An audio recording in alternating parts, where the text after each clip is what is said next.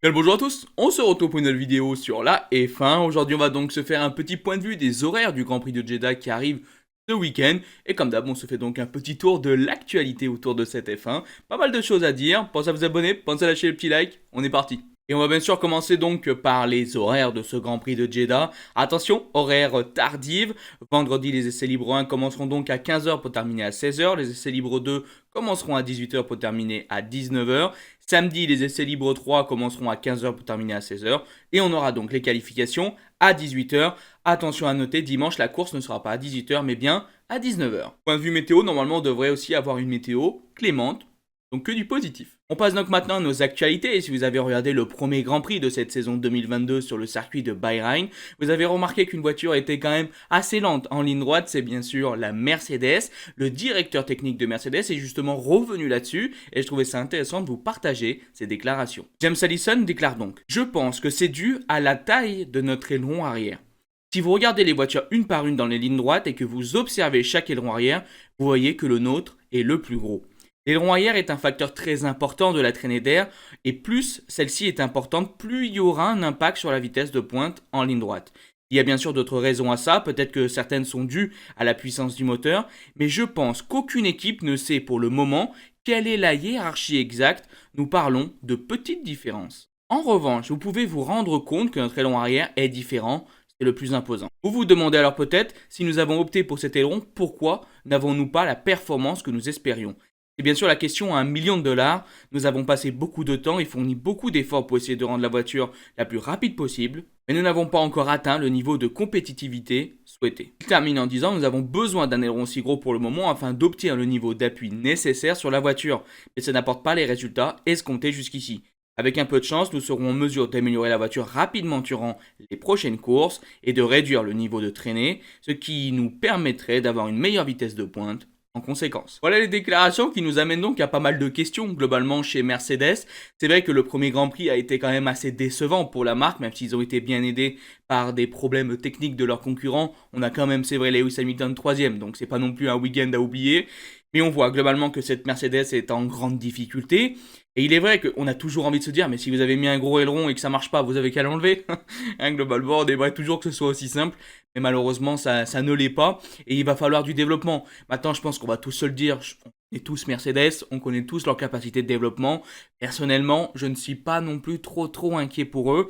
Bien évidemment que là, sur les premiers Grands Prix, leurs concurrents vont avoir une carte à jouer.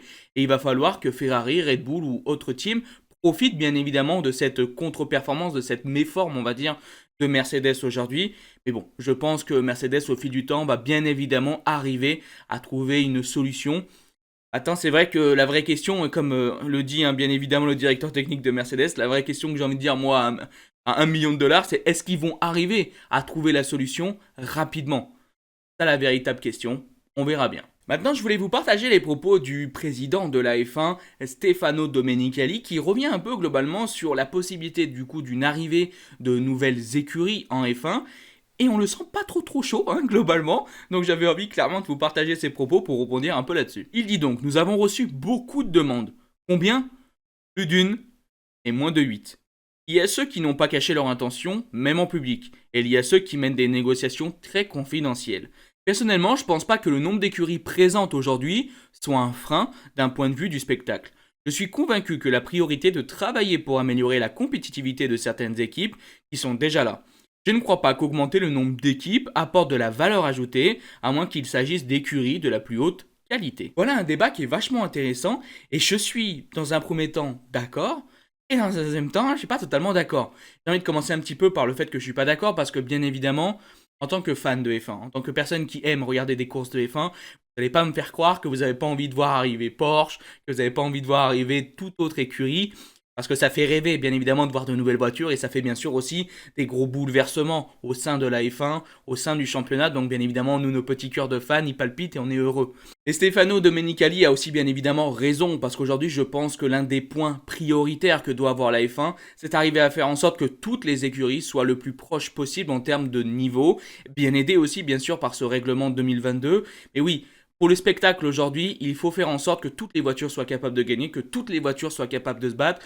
Une nouvelle fois, j'ai envie de faire un parallèle avec le MotoGP, avec les énormes efforts de la Dorna qui ont amené aujourd'hui à avoir énormément de marques capables de gagner et énormément de marques capables de jouer le podium.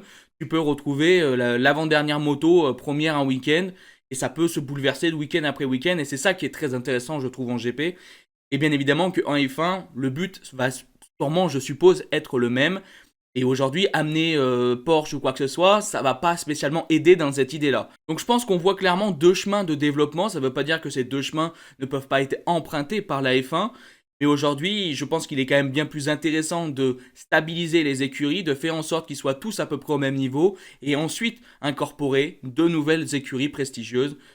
Je pense que la F1 en sortira bien plus grande avec tout ça. Et Stefano Domenicali a aussi déclaré d'autres choses pour l'avenir de la F1, on s'y lit. En plus de l'Amérique, en plus de la Chine, je pense qu'il y a aussi un potentiel pour être bientôt en Afrique. Il y a beaucoup d'intérêt là-bas, c'est certainement un endroit qui manque jusqu'à présent dans la géographie de notre calendrier. Je pense qu'il y a un potentiel pour aller à 24 courses. Je dirais même qu'il y a un potentiel pour aller jusqu'à 30. C'est à nous d'essayer de trouver le bon équilibre en considérant quels sont les sites qui aimeraient être en F1 et quelles sont les valeurs historiques que nous devons avoir au calendrier. Certains promoteurs ont des accords qui arrivent à expiration et probablement que certaines des courses actuelles ne feront plus partie du calendrier. Déjà que je trouve que le calendrier actuel est massif, alors si on va jusqu'à 30 grands prix, ouf, ah oui, ça va tourner, ça va fumer clairement en F1. C'est vrai que je trouve que ça commence à faire beaucoup pour une saison, 30 Grands Prix, mais vous vous rendez compte ce que ça représente, 30 courses. C'est énorme. Maintenant, du point de vue des nouveaux pays, des nouveaux continents et des nouveaux circuits probables, ça je pense que c'est intéressant et je pense qu'il est très important aujourd'hui de faire aussi en sorte un petit peu qu'il y ait un roulement dans le calendrier, que de temps en temps tu aies certains circuits, puis d'autres non, et puis qu'il y ait des changements. Je pense que ça apporte aussi du nouveau spectacle, ça redistribue aussi certaines cartes. C'est assez intéressant, je pense.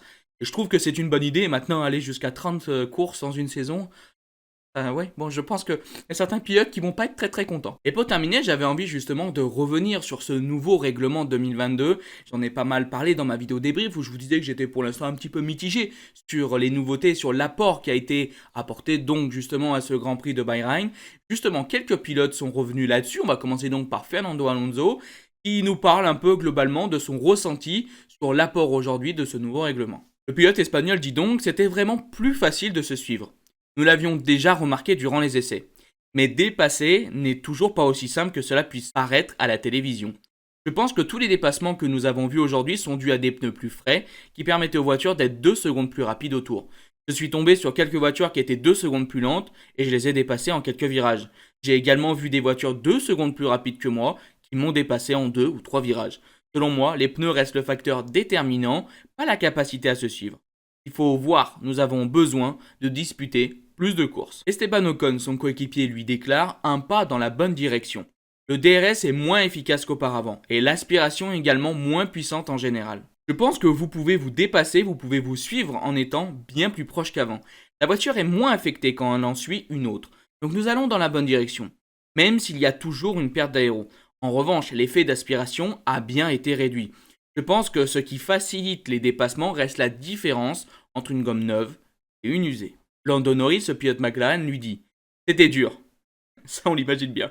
Ce n'était pas aussi bon que ce à quoi je m'attendais, ce qui est un peu frustrant. Je m'attendais à un peu plus. Quand vous vous rapprochez de quelqu'un, vous glissez toujours comme vous le devez à l'arrière, puis vous perdez l'avant.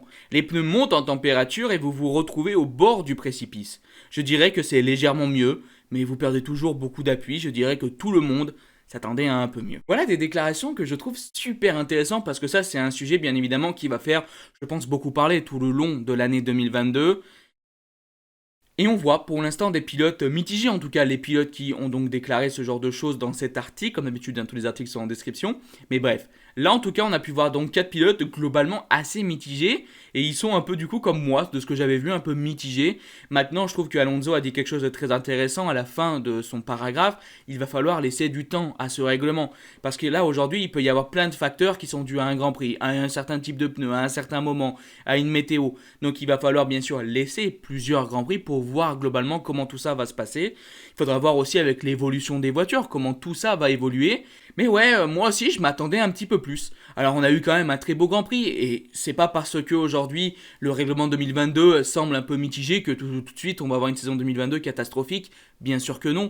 Le Grand Prix de Bahreïn était quand même un joli Grand Prix, mais c'est vrai que du point de vue des dépassements, du point de vue vraiment de l'action en course, bon bah il y a quand même toujours des gros moments de flottement et on voit en tout cas que les déclarations des pilotes que bah c'est toujours pas simple, c'est toujours assez difficile.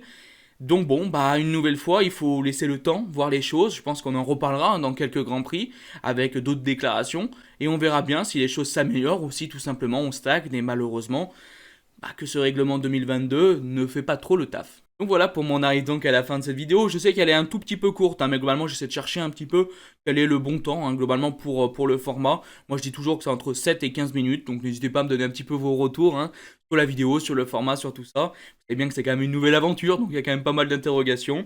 Mais bref, du coup je vous remercie d'avoir regardé cette vidéo, et si elle vous a plu, n'hésitez pas à la liker, partager, commenter. Je dis bye bye les potes, ciao.